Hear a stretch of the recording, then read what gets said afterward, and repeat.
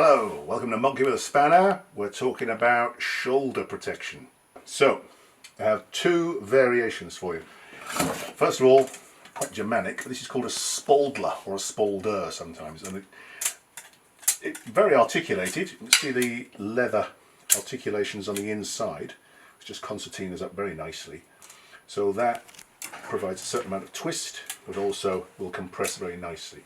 But it's a very small, very light piece of armour. Literally just goes there. I always think they look a bit like a silverfish, which amuses me.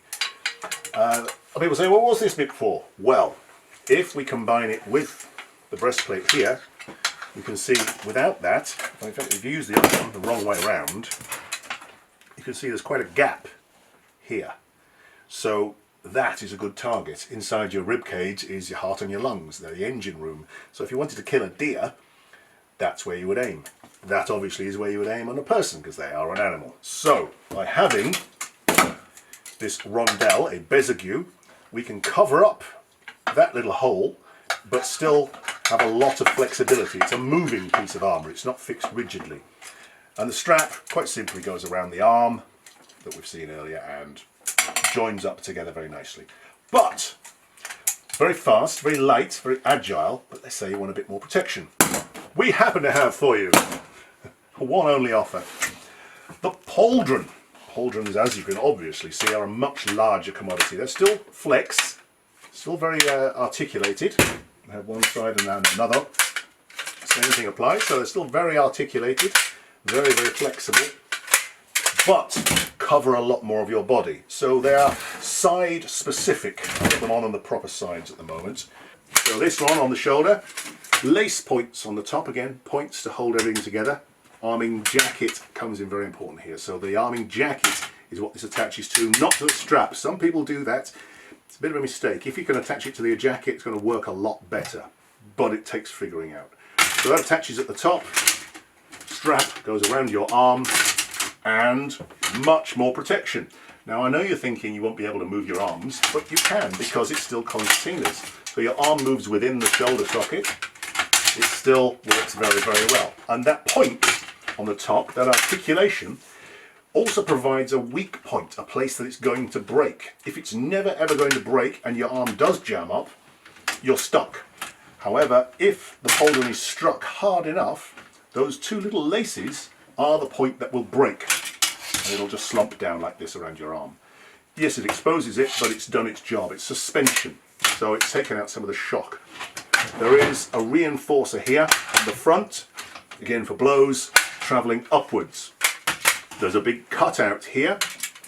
That is to accommodate your lance, so that's only on the right hand side. Once I put the left hand side on, you'll see it doesn't have that.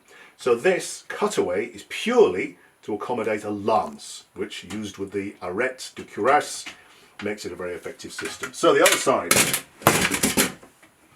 just goes on here, attaches in exactly the same way. The two points that attach to your arming jacket or doublet strap around your arm, but the plate is much more comprehensive, covers an awful lot more of your body. With this reinforcing plate as well, we're adding an awful lot of metal right here at the point we're expecting to be hit, either by a swordsman or, more importantly, by somebody with a lance. So this really is the point that they're striking at. If we combine it with the arm protection, you'll be able to see that together we have those additional reinforcers. So this side of your body is really very, very well protected. And with this revere brace pointing up, this grand guard, the sticky uppy bit, any attacks coming in will strike that. Even if it gets through to your head, it's taken away a lot of the impact. On this occasion, this is one of the few times this happens, the turning edge goes backwards, however. We want it to be a glancing blow. We don't want to catch it and rip your arm out the way. So, a different point. We also have reinforcing ribs around the back, just to give it strength if you are struck on the back. So we don't need their big heavy plates. We're not going to be struck with the lance, probably. Let's hope not, otherwise you're running away, aren't you?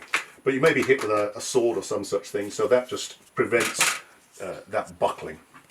So, combining all those things together, And with our lovely pointille work on the reinforcers here, Maker's Mark, credit, we are actually looking almost like we're there, aren't we? There's only a couple more bits to get onto, and we'll talk about those later.